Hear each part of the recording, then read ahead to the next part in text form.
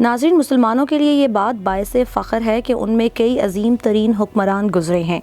بہت سے مسلمان حکمران ایسے ہیں جنہوں نے اسلام کا پرچم اس دنیا میں بلند کیا، بہت سے علاقوں کو امت مسلمہ کا علاقہ بنایا اور اسلام کو تقویت بخشی۔ دین اسلام کا پرچم پوری دنیا میں سر بلند کرنے کے لیے کئی جہاد کیے اور اپنی جانوں کا نذرانہ پیش کرنے سے بھی گریز نہ کیا، اور ان حکمرانوں نے نہ صرف جہاد سے بلکہ اپنے امن و انصاف سے اسلام کا پرچم بلند کیا۔ مسلمان حکمرانوں نے اپنے قانون کے ذریعے نہ صرف مسلمانوں کو بلکہ ان کی فتح کی گئی زمینوں پر رہنے والی باقی قوموں کو بھی برابر کے حقوق سے نوازا۔ جی ناظرین، آج ہم آپ کو بتائیں گے سلطنت عثمانیہ کے ایسے مسلمان حکمرانوں کے بارے میں جنہوں نے اپنی شجاعت اور بہادری سے سلطنت عثمانیہ کو وسعت بخشی۔ ایسے کتنے سلطان ہیں جنہوں نے اپنی جرأت اور بہادری سے سلطنت عثمانیہ کا دائرہ وسیع کیا؟ یہ سلطنت عثمان کے کون سے ایسے طاقتور سلطان تھے؟ ناظرین، ان سلطانوں کے ادوار کی داستان اور ان کی فتوحات کے بارے میں جاننے کے لیے ہماری اس ویڈیو کو آخر تک ضرور دیکھیں۔ ناظرین، سلطنت عثمانیہ اس وقت وجود میں آئی جب ان کے چاروں اطراف پر دشمنوں کا بسیرا تھا۔ سلطنت عثمانیہ کے پاس 5 ایسے حکمران ہیں جنہوں نے اپنی ذہانت اور بہادری سے اسلام کو قوت بخشی۔ سلطنت عثمانیہ کے ان حکمرانوں نے اس وقت دنیا کی طاقتور فوج تیار کی جس کو کوئی بھی شکست نہ دے سکا، اور اس فوج کے متعلق کہا جاتا تھا کہ اس فوج کو بھی کوئی شکست نہیں دے سکے گا جب تک کہ وہ آپس میں ہی طاقت کے حصول کے لیے لڑ کر تباہ نہ ہوگی۔ تو آئیے شروع کرتے ہیں ان عظیم سلطانوں کی داستان۔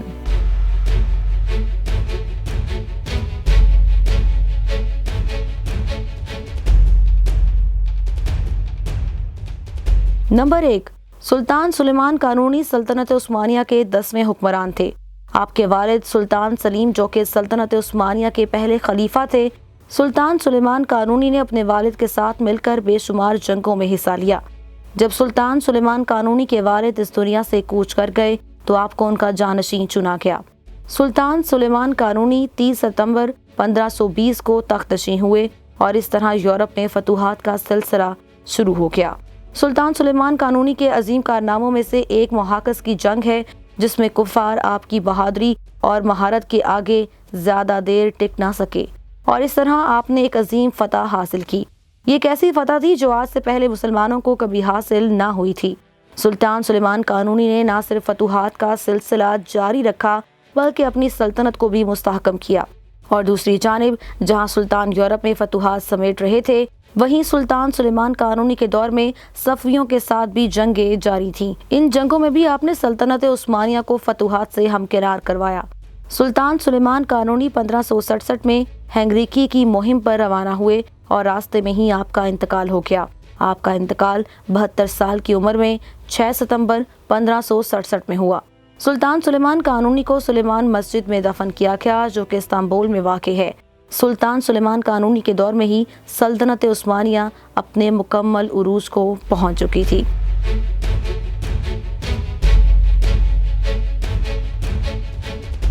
نمبر 2، سلطان سلیم اول۔ ناظرین، سلطان سلیم اول سلطنت عثمانیہ کے وہ سلطان ہیں جسے یورپین ایک ظالم حکمران کے نام سے پکارتے تھے۔ سلطان سلیم اول 1470 میں اماسیا میں پیدا ہوئے۔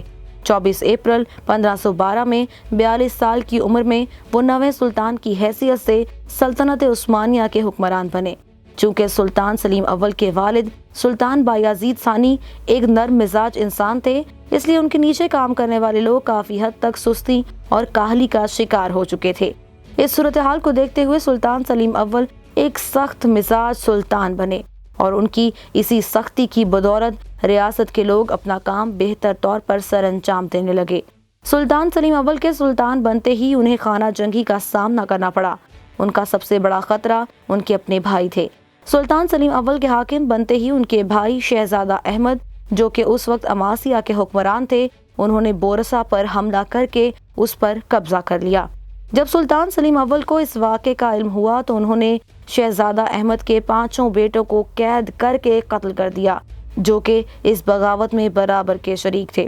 اس کے بعد ان کے دوسرے بھائی شہزادہ کرکوت جو کہ مانیسا کے حاکم تھے، وہ بھی لوگوں کی باتوں میں آ کر سلطان سلیم اول پر حملہ کرنے کا سوچ ہی رہے تھے کہ سلطان نے انہیں بھی قتل کروا دیا۔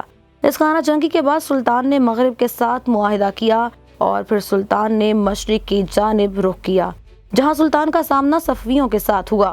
اس وقت ایران پر صفویوں کی حکومت تھی اور ان کا حکمران شاہ اسماعیل صفوی تھا۔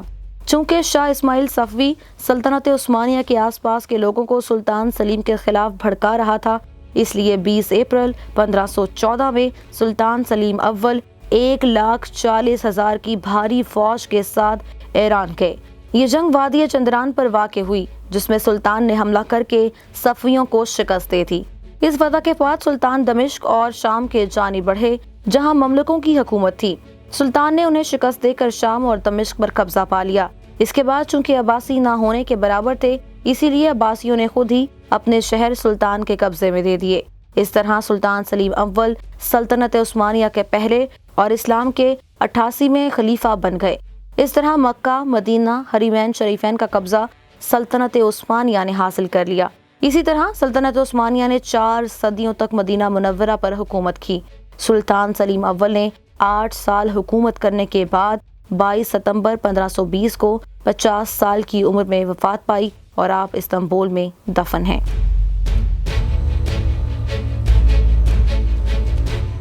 نمبر 3، سلطان عبدالحمید ثانی۔ ناظرین، سلطان عبدالحمید ثانی سلطنت عثمانیہ کے آخری سلطان تھے۔ کہا جاتا ہے کہ سلطان محمد فاتح کے بعد اگر کوئی سلطان تقوی اور دینداری کے اعلیٰ مقام پر پورا اترتا ہے تو وہ سلطان عبدالحمید ثانی تھے۔ سلطان عبدالحمید ثانی خلافت عثمانیہ کے 34ویں اور آخری خلیفہ تھے۔ آپ 21 ستمبر 1842 کو ترکی کے شہر استنبول میں پیدا ہوئے اور آپ نے 31 اگست 1876 کو خلافت عثمانیہ کی باغ دوڑ سنبھالی۔ آپ کی تخت نشینی بھی باقی سلطانوں کی طرح حضرت ایوب انصاری کے مزار پہ ہوئی، جہاں آپ کو تاریخی عثمانی تلوار دی گئی۔ آپ حافظ قرآن بھی تھے۔ سلطان عبدالحمید ثانی کا سب سے اہم کام یہ ہے کہ ان کے دور حکومت میں حضور پاک صلی اللہ علیہ وآلہ وسلم پر فرانس میں خاکے بنائے۔ جب سلطان عبدالحمید ثانی کو اس بات کا پتہ چلا کہ فرانس نے حضور پاک صلی اللہ علیہ وآلہ وسلم کے خلاف خاکے بنائے ہیں اور وہ یہ خاکے تھیٹر میں دکھائیں گے، تو سلطان عبدالحمید ثانی نے فرانس کے سفیر کو بلوایا۔ سفیر نے جب آتے ہی سلطان کی طرف نظر دوڑائی تو وہ سمجھ گیا کہ کچھ تو غلط ہوا ہے۔ سلطان عبدالحمید ثانی نے سفیر کو کہا کہ میری بحری اور باقی فوجیں تیار کھڑی ہیں، وہ صرف میرے حکم کی منتظر ہیں۔ کیا تم چاہتے ہو کہ میں فرانس پر حملہ کروں اور اس کو سلطنت عثمانیہ کا حصہ بنا دوں؟ سلطان عبدالحمید ثانی نے سفیر سے کہا کہ تم اگر ایسا نہیں چاہتے تو یہ خاکے بند ہو جانے چاہیے۔ کچھ عرصے بعد سلطان عبدالحمید ثانی کے وزیر نے سلطان کو بتایا کہ نہ صرف فرانس نے خاکے بند کر دیے ہیں بلکہ وہ تھیٹر بھی بند کر دیا گیا ہے جس میں یہ خاکے شائع ہونے تھے۔ سلطان کی اس کاوش پر ساری امت مسلمہ آپ کی شکر گزار ہے۔ سلطان عبدالحمید ثانی نے دین اسلام کی سر بلندی کے لیے اپنے دور حکومت میں بہت کام کیا۔ سلطان عبدالحمید ثانی نے اپنی ذاتی آمدن سے حبشہ کے دارالحکومت ادریس ابابا، چین کے دارالحکومت پیکنگ میں قرآن، عربی اور دینی علوم سکھانے کے لیے مدارس قائم کیے اور ان کے اخراجات اپنی ذاتی آمدن سے ادا کیے۔ سلطان عبدالحمید ثانی علماء کے قدردان تھے اور ان کے لیے وظائف بھی مقرر کیا کرتے تھے۔ حضور اکرم صلی اللہ علیہ وآلہ وسلم اور حجاز مکرم سے سلطان عبدالحمید ثانی کی محبت کی مثالیں دی جاتی ہیں، جن میں ایک بہت مشہور مثال ریلوے لائن کی ہے۔ سلطان عبدالحمید ثانی کے تخت نشین ہونے کے 25ویں سالگرہ کے موقع پر ستمبر 1900 میں حجاز ریلوے لائن کا آغاز ہوا اور 8 سال بعد 1 ستمبر 1908 کو دمشق سے مدینہ منورہ تک پہلی ٹرین چلائی گئی اور پہلی ٹرین سلطنت عثمانیہ کے آمدین کے لیے روانہ ہوئی۔ اس وقت ترکی کا بال بال قرضے میں جکڑا ہوا تھا، تو یورپ کے انگریزوں نے پورے یورپ سے رقم اکٹھی کی اور سلطان عبدالحمید ثانی کے پاس آئے اور فلسطین کے قریب یہودیوں کے لیے جگہ خریدنے کا کہا، جسے سلطان عبدالحمید ثانی نے انکار کر دیا اور کہا کہ جب تک میں زندہ ہوں یہ مسلمانوں کی زمین ہے، میں اس کا ایک ٹکڑا بھی کسی کو نہ دوں گا۔ اس کے علاوہ سلطنت عثمانیہ میں جہاں چاہو جگہ دینے کو تیار ہوں۔ اس کے بعد سلطان عبدالحمید ثانی کے خلاف بغاوتیں ہونے لگیں اور یورپیوں نے سلطنت عثمانیہ کے خلاف اتحاد کر لیا۔ اس دور میں سلطنت عثمانیہ کو مختلف حصوں میں تقسیم کرنے کی رائے پر باتیں چلنے لگیں۔ اس دور میں ایک برطانوی سفیر نے سلطان عبدالحمید ثانی کے سامنے ایک تجویز رکھی کہ سلطنت عثمانیہ کے مختلف علاقوں میں آثار قدیمہ اور قدیم خزانے موجود ہیں جن کو کھودنے کے لیے اجازت چاہیے۔ جس کو سلطان نے منظور کیا۔ انگریز کافی عرصہ کچھ قدیم چیزیں سلطنت کو دیتے رہے۔ پھر سلطان عبدالحمید ثانی کے وزیر نے سلطان کو آ کر بتایا کہ برطانوی لوگ آثار قدیمہ نہیں بلکہ تیل کے کنویں کھود رہے ہیں، جس کو سلطان نے بند کرنے کا حکم دیا اور انگریزوں کو ملک سے باہر نکال دیا۔ جب سلطنت میں بغاوتیں، مخالف تحریکیں اور خون ریزی بڑھنے لگی تو سلطان عبدالحمید ثانی خون ریزی سے بچنے کے لیے تخت سے دستبردار ہو گئے۔ 33 سال 8 ماہ تک حکومت کرنے کے بعد 27 اپریل 1909 کو سلطان عبدالحمید ثانی مستعفی ہو گئے۔ مستعفی ہونے کے بعد سلطان عبدالحمید ثانی 9 سال تک زندہ رہے اور 1918 کو اس دنیا سے رخصت ہو گئے۔ نمبر 4، سلطان محمد فاتح۔ سلطان محمد فاتح سلطنت عثمانیہ کے 7ویں سلطان تھے جنہوں نے وہ کارنامہ سر انجام دیا جسے کوئی سلطان سر انجام نہ دے سکا۔ سلطان محمد فاتح 30 مارچ 1432 کو ادیرنے میں پیدا ہوئے۔ کہا جاتا ہے کہ جس سال محمد فاتح پیدا ہوئے اس سال بہت سے معجزے بھی ہوئے، ہر چیز وافر مقدار میں ہوئی، ہر طرف خوشحالی تھی۔ 11 سال کی عمر میں انہیں گورنر کی حیثیت سے آماسیا بھیج دیا گیا۔ اگست 1444 میں سلطان مراد ثانی نے گوشہ نشینی اختیار کرنے کا فیصلہ کیا اور محمد فاتح کو 12 سال کی عمر میں سلطان بنا دیا گیا، اور اس طرح سلطان محمد فاتح سلطنت عثمانیہ کے 7ویں سلطان بنے۔ لیکن اس کے بعد پھر سے سلطان مراد ثانی نے 2 سال بعد 1446 میں تخت سنبھالا۔ اس کی وجہ سلطنت کے کچھ وزیروں کی بغاوت تھی۔ سلطان مراد ثانی کے انتقال کے بعد 3 فروری 1451 میں پھر سے اقتدار سنبھالا۔ اس وقت ان کی عمر 19 سال تھی۔ سلطان کے اقتدار میں آتے ہی انہوں نے قسطنطنیہ فتح کرنے کی تیاریاں شروع کر دیں، اسی لیے انہوں نے 1.5 لاکھ کی بھاری فوج بنائی، لیکن قسطنطنیہ کو فتح کرنے کے لیے یہ فوج ناکافی تھی۔ اسی لیے سلطان محمد فاتح نے ایک عیسائی انجینئر اور بان کی مدد سے ایک ایسی توپ بنائی جو اب سے پہلے پوری دنیا میں کسی نے نہیں بنائی تھی۔ ناظرین، یہ توپ کہاں بنائی گئی اور یہ توپ کس کارخانے میں بنائی گئی، اس کے بارے میں اگر آپ جاننا چاہتے ہیں تو کمنٹ سیکشن میں ہمیں ضرور بتائیں۔ ہم آپ کو عثمانیوں کے اس توپ خانے کی مکمل تاریخ حوالوں کے ساتھ جلد بتائیں گے۔ ناظرین، جب یہ توپ بنائی گئی تو اس کے ساتھ ہی 180 جہازوں کا بیڑا بھی بنایا گیا۔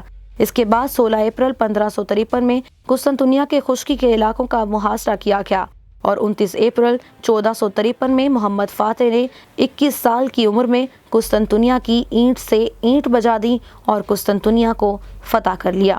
قسطنطنیہ کی فتح پر ایک حدیث مبارکہ بھی ہے، یقیناً تم قسطنطنیہ فتح کر لو گے، وہ امیر بھی کیا با کمال ہوگا اور وہ لشکر بھی کیا با کمال ہوگا، اور یہ شرف سلطان محمد فاتح کے حصے آیا۔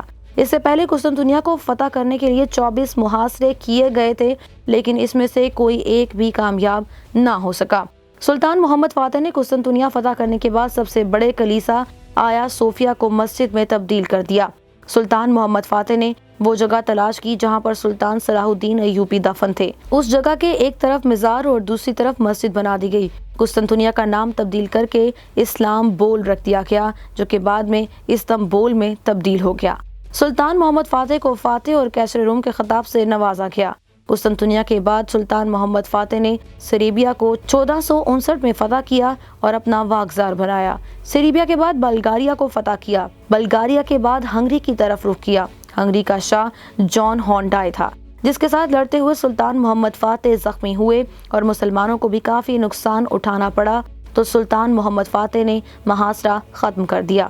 اس جنگ کے نتیجے میں سلطان محمد فاتح نے ہنگری کے جان ہونڈائی کو واصل جہنم کر دیا۔ سلطان محمد نے موریا کو 1462 میں فتح کیا۔ موریا کے بعد بورنیا پر چڑھائی کر کے 1462 میں فتح حاصل کی۔ سلطان محمد فاتح نے ایشیا کا رخ کیا تو کرمانیا طرابزون پر فتح حاصل کی۔ 1468 میں البانیا ہرزگونیا کو بھی فتح کیا۔ پھر سلطان محمد فاتح نے 1475 میں کریمیا پر حملہ کر کے فتح حاصل کی۔ سلطان محمد فاتح نے ولیشیا پر 1.5 لاکھ کا لشکر لے کر روانگی اختیار کی۔ سلطان محمد فاتح نے اس کے بعد روڈوس پر حملہ کیا، جس میں ترکوں کو شکست سے دوچار ہونا پڑا۔ 11 اگست 1480 کو سلطان محمد فاتح نے احمد پاشا کی کمان میں ایک فوج اٹلی کی طرف روانہ کی۔ احمد پاشا نے اٹلی کے مشہور شہر اوٹرانٹو پر لشکر کشی کر کے فتح حاصل کی اور ان علاقوں کو سلطنت عثمانیہ میں شامل کر کے سلطنت کو مزید وسعت بخشی۔ سلطان محمد فاتح صرف اپنی فتوحات سے مشہور ہیں۔ سلطان محمد فاتح جو بھی علاقہ فتح کرتے ان علاقوں میں ریاستی نظام کا بھی خاص خیال رکھتے۔ سلطان محمد فاتح نے ہی اپنے دور حکومت میں یہ قانون بنائے اور علماء حضرات سے فتویٰ لگوایا کہ بعد میں آنے والے سلطان تخت پر آتے ہی اپنے بھائیوں کو قتل کروا سکتے ہیں تاکہ بغاوت کا کوئی خطرہ نہ ہو۔ سلطان محمد فاتح 2 مئی 1481 کو اس دنیا سے رخصت ہوئے۔ آپ کو استنبول میں دفن کیا گیا۔ سلطان محمد فاتح نے اپنے 30 سالہ دور حکومت میں زیادہ تر وقت گھوڑے پر سوار میدان جنگ میں گزارا۔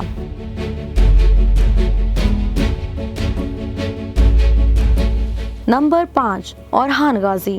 ناظرین، اورحان غازی سلطنت عثمانیہ کے دوسرے سلطان اور عثمان غازی کے بیٹے تھے۔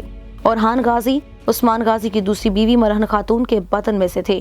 اورحان غازی 1281 کو سوغوت میں پیدا ہوئے۔ 1526 میں اپنے والد عثمان غازی کے انتقال کے بعد عثمان کے جانشین کے طور پر اورحان غازی کو چنا گیا اور اس طرح آپ سلطنت عثمانیہ کے دوسرے سلطان بنے۔ اورحان غازی اسلام کے ایک سچے مجاہد تھے۔ آپ نے حکمرانی کے پہلے دن سے ہی بازنطینی سلطنت کے خلاف جہاد شروع کر دیا۔ عثمان غازی کے دور میں کوئی منظم فوج نہ تھی۔ اورحان غازی نے سلطنت کے لیے ایک منظم فوج تیار کر کے ایک عظیم کارنامہ سر انجام دیا۔